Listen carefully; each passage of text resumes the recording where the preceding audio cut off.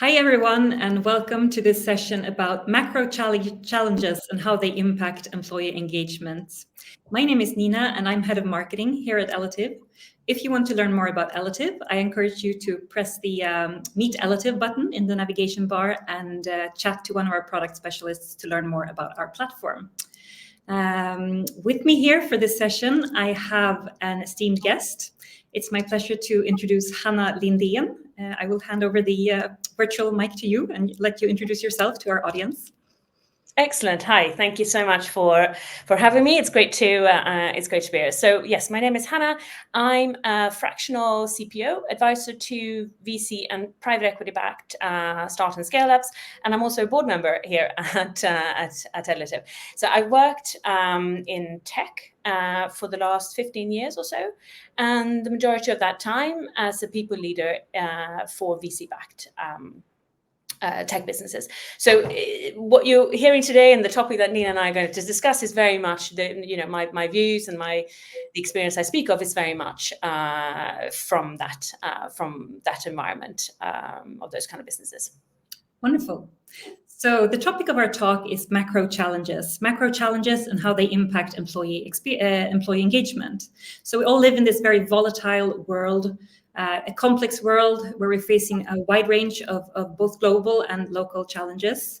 And we're also all able to follow the news in real time. We can get real-time updates about wars, natural disasters, and a wide range of tragedies that are sort of happening before our eyes. And the tone, both in the public discourse and in social media, is often quite aggressive nowadays, and the climate is increasingly polarized. So to what extent are employees impacted by this? And how does it impact engagement at work, in your experience? Yeah.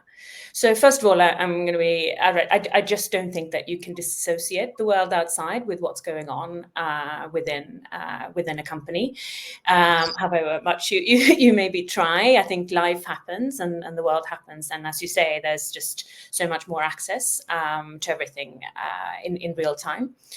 And I really think that what happens and what happens outside really influence how people turn up at work.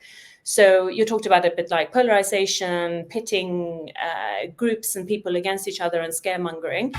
I think they definitely can spread into the workplace, and they can be disruptive. So again, coming back to the experience that I speak of here is very much that I've worked for companies with a relatively diverse employee base in terms of nationalities, in terms of countries where we've operated, gender, religion, sexual orientation, etc.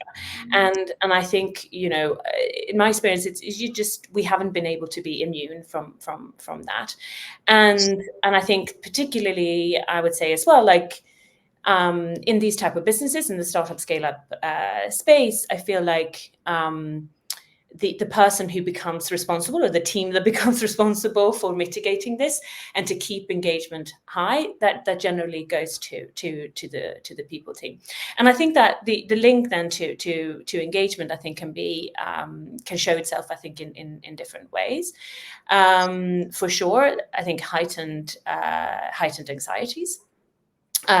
For people being worried about various different things, which absolutely influence your focus and sometimes maybe also influences people's confidence.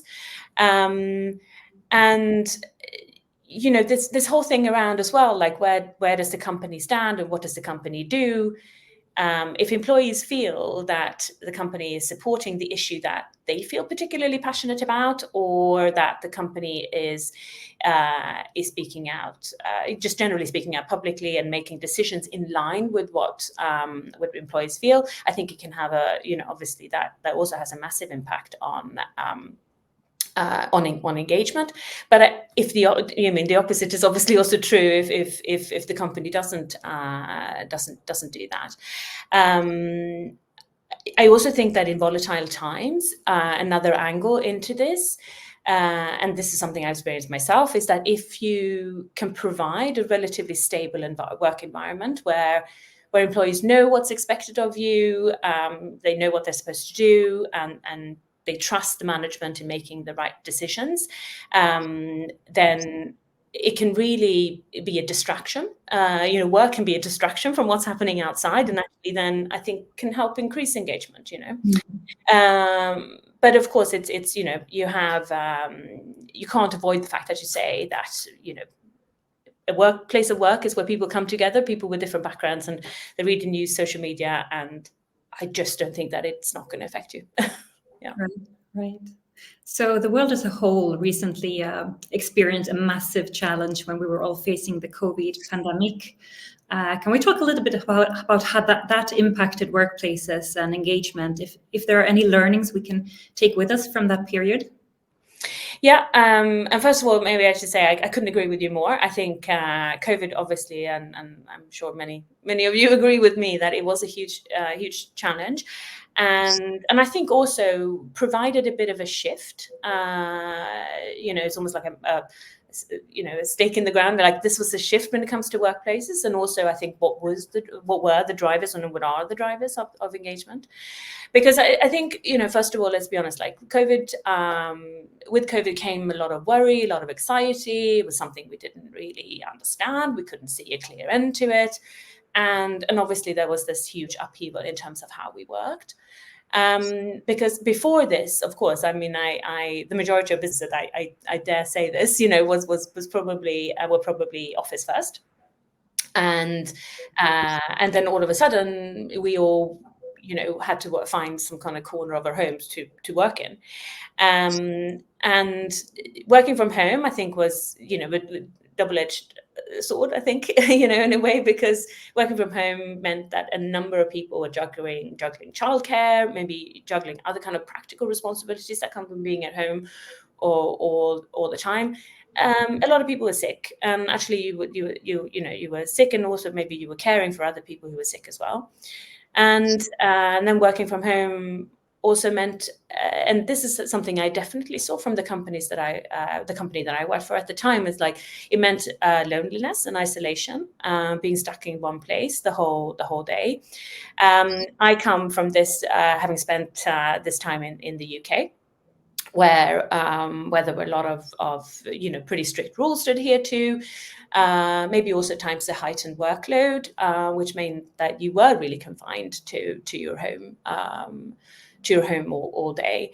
And I think I definitely saw a number of younger employees, maybe people who didn't live, who shared a house, for example, like being stuck in your bedroom because that was the only place where you could be on your own, maybe fighting over the best Wi-Fi connection and those kind of things, because a number of people, of course, let's be honest, didn't have the luxury of maybe living in a larger house or being able to leave a city, for example, and we spent all our time online, so Zoom fatigue was obviously entered our vocabulary at that point.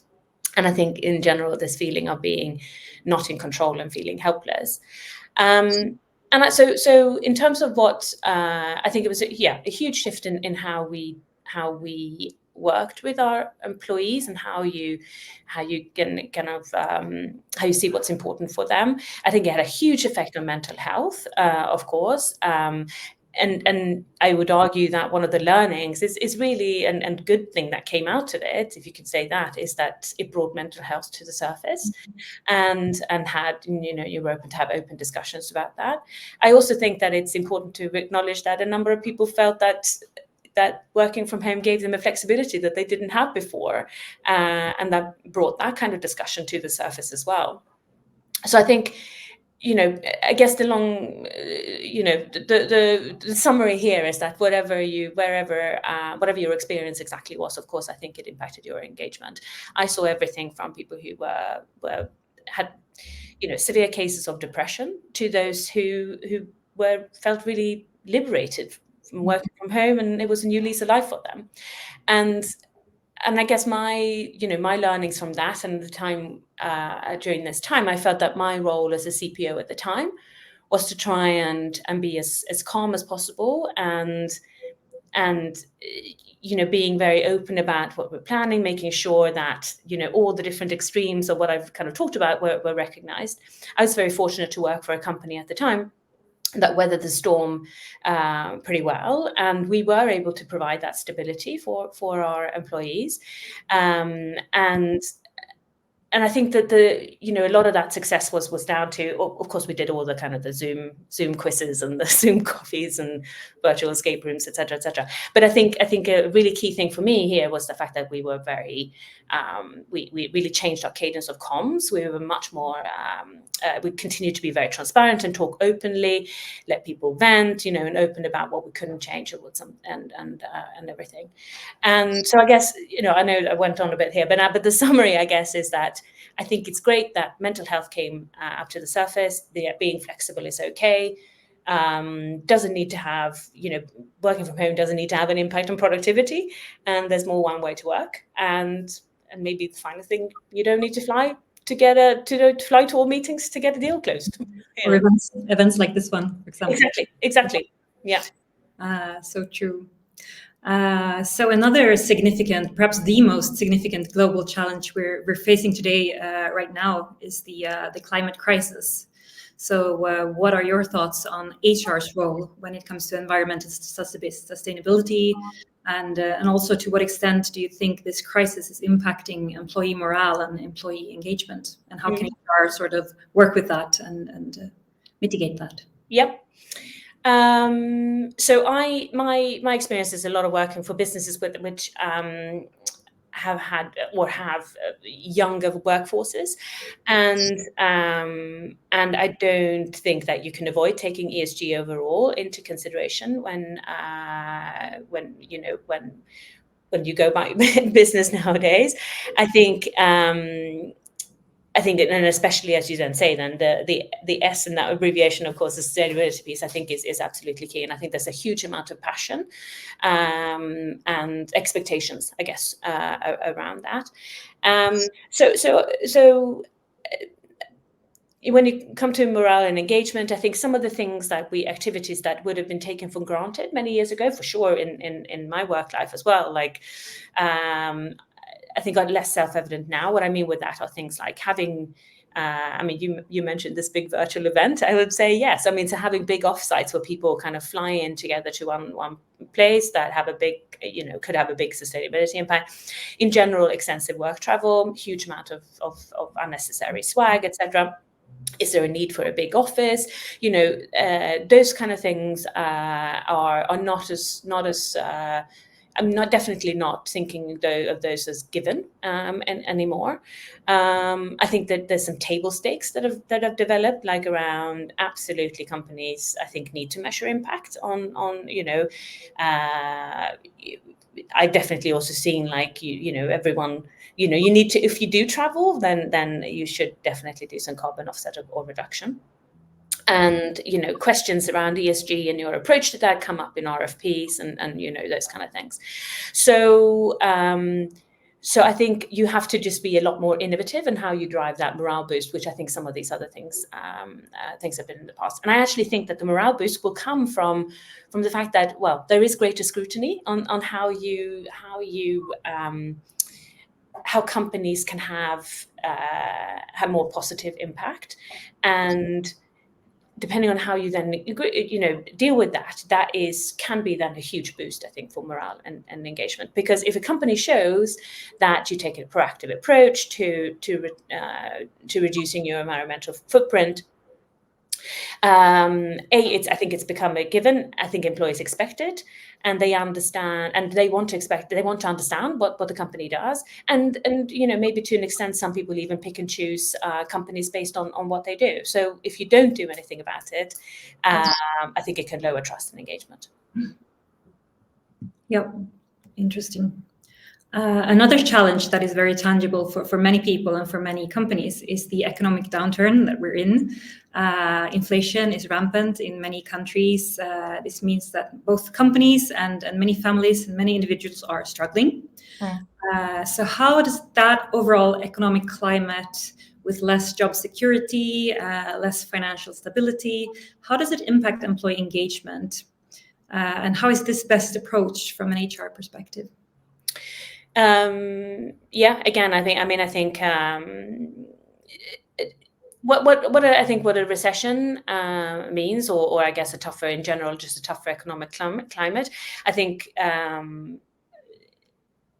it means all hands on deck. To even for to make sure that performance is there. And I think this goes for companies that are even performing relatively well, if you like, and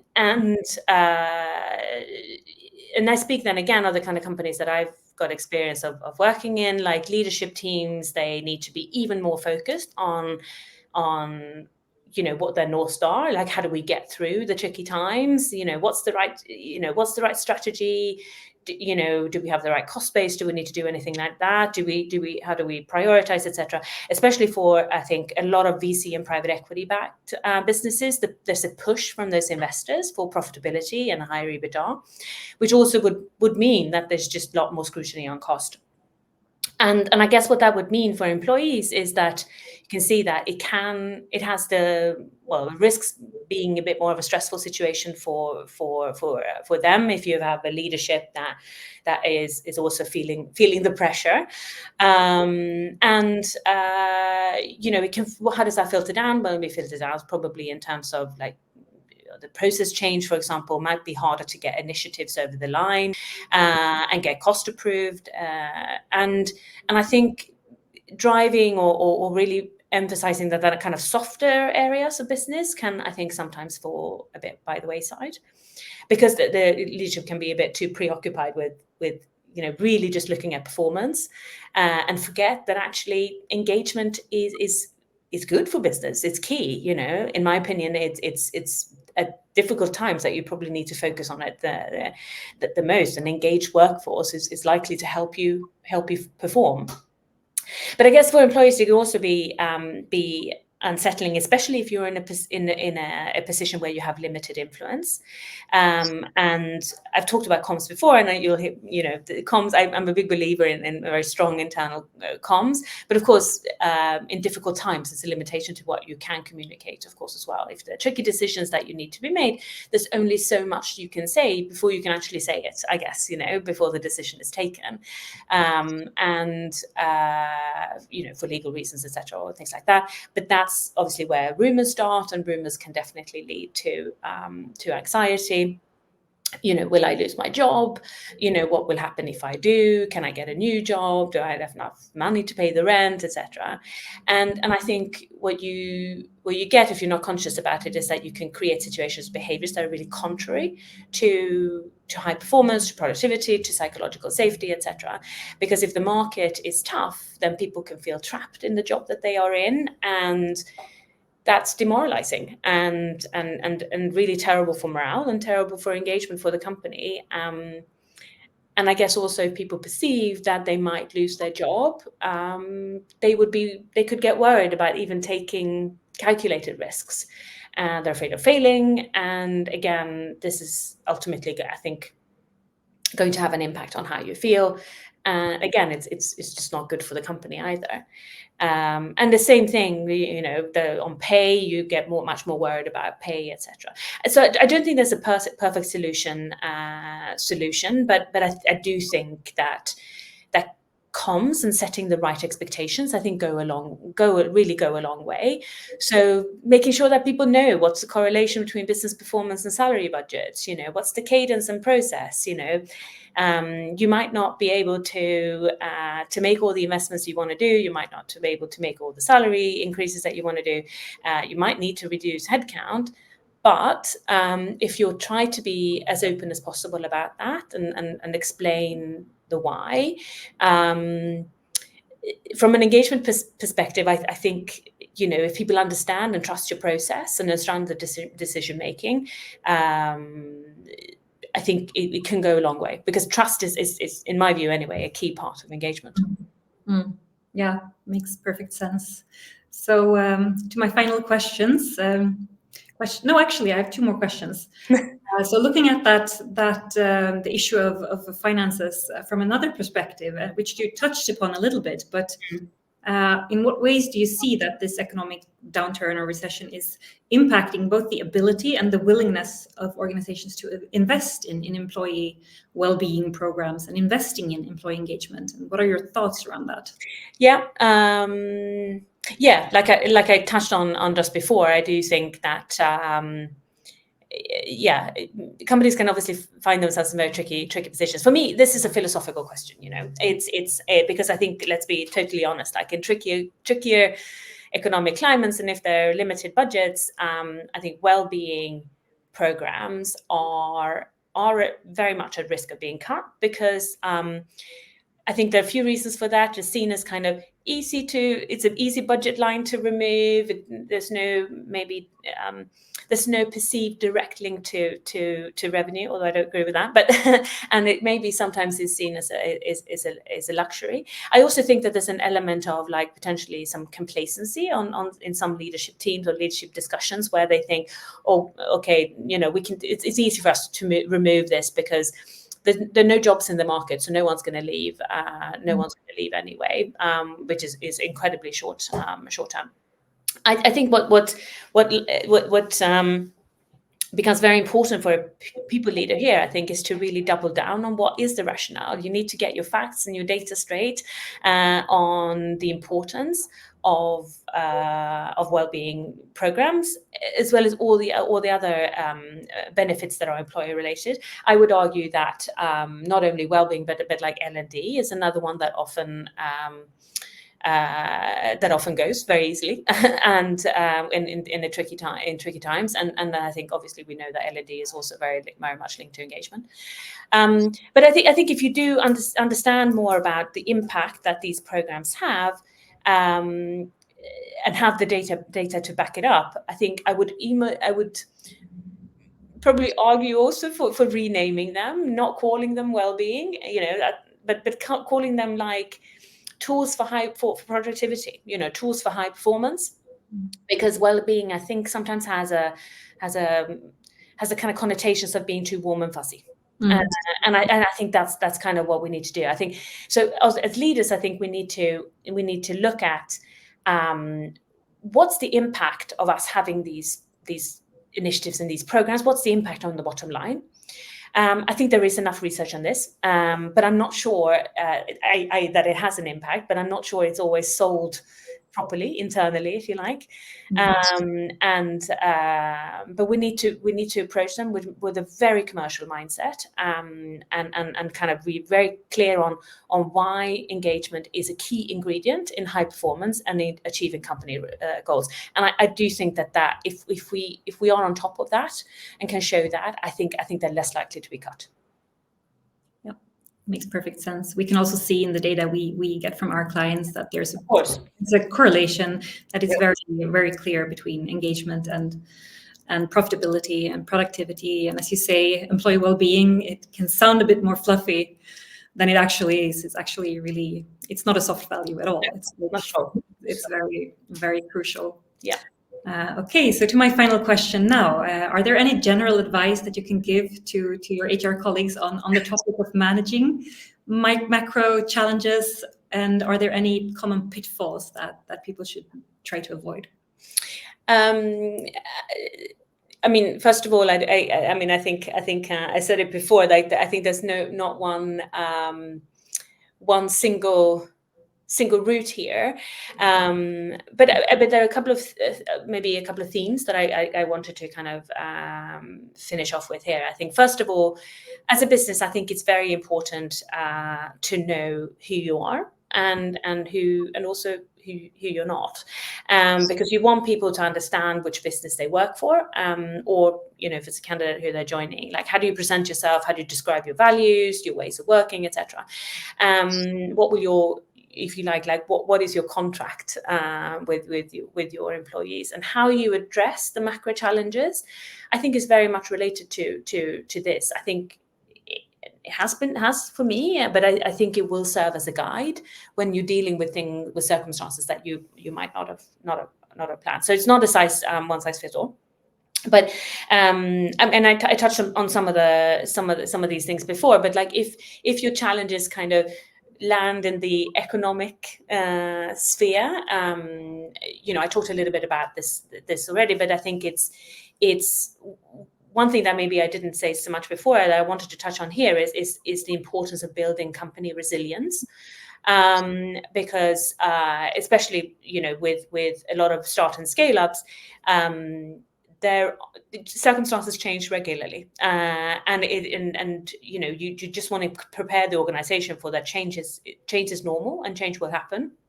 And not so be prepared to talk about that very openly, and don't be afraid of the difficult messages. I think I really encourage you to be as transparent as you can legally with how the company is doing and what you need from everyone, and equally what you prepare to do from the company side. Encourage questions, even if they're hard. Because you want people to engage with that message to understand it.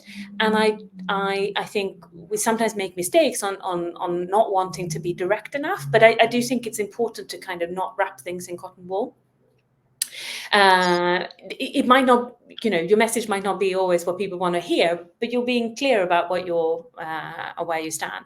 And again, be innovative around, if you're restricted by budgets, think about what you can do. Can you reprioritize? Can you, if you can't do big salary increases, is there something else that you can do that can take the pressure off? And also, like, if you do have to come to making people redundant, take care with your processes, with your comms, with any potential exit packages, etc. Because how you treat people who leave has a huge personal impact, of course, on them. But I think we sometimes forget that how you treat people who leave also has a huge impact on the people who stay. So it's about being very considerate about that. So, but then, if I move over to the challenges, I guess, that land in the more political sphere, I think it's half practical, half philosophical, this answer. And I think, the things that I wanted to stress here is that things happen, they are bound to continue to happen. People are people, and they will be affected by what's happening outside. I've already said that.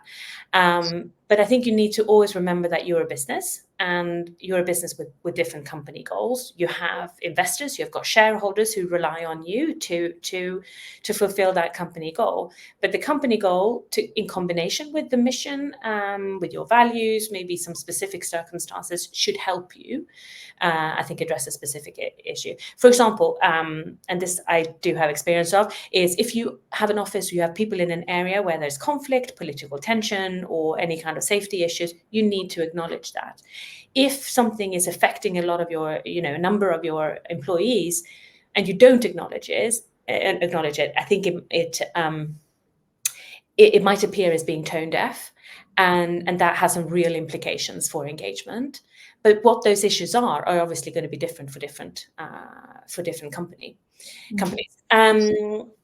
And then I think the key thing that we sometimes also forget is that you don't have to have an opinion about everything. In fact, it may be good to not have an opinion about everything, but you should always have empathy for people's situations and make allowances as much as you can, because that empathy will be expected, not only from the people who are directly affected, but also by the bystanders, and that has a key thing on